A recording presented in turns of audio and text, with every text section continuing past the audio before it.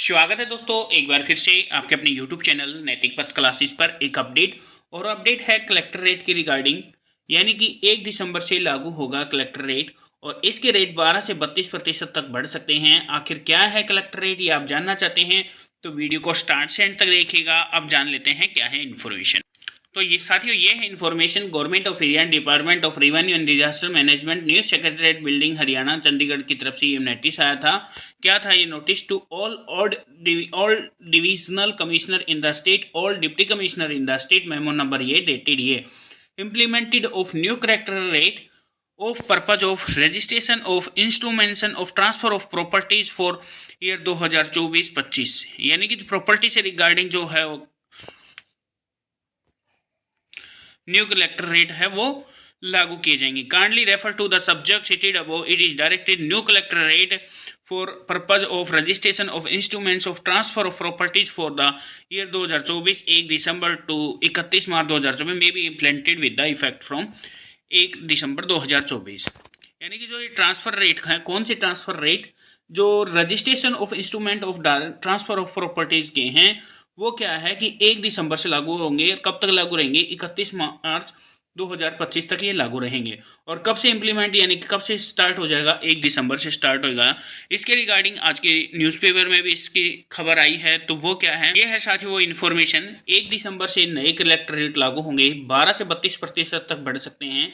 चुनाव के चलते कई माह से थी प्रक्रिया। डिटेल में इंफॉर्मेशन है कि प्रदेश में जमीन के नए कलेक्टर रेट 1 दिसंबर से लागू होंगे।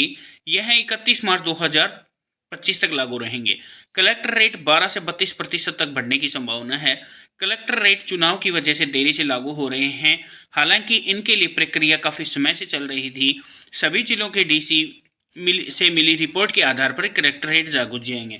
यानी हमें हरियाणा में 22 डिस्ट्रिक्ट हैं, तो 22 डिस्ट्रिक्ट की जो रिपोर्ट होगी उसके बेस पे ये कलेक्टर रेट लागू किए जाएंगे और कलेक्टर रेट का 12 से 32% तक की बढ़ने की संभावना है। 1 दिसंबर से यह लागू होगा और 31 मार्च 2025 तक ये कंटिन्यू रहेगा। यानी कि इम्प्लीमेंटेशन है वो 1 दिसंबर से लागू होगी।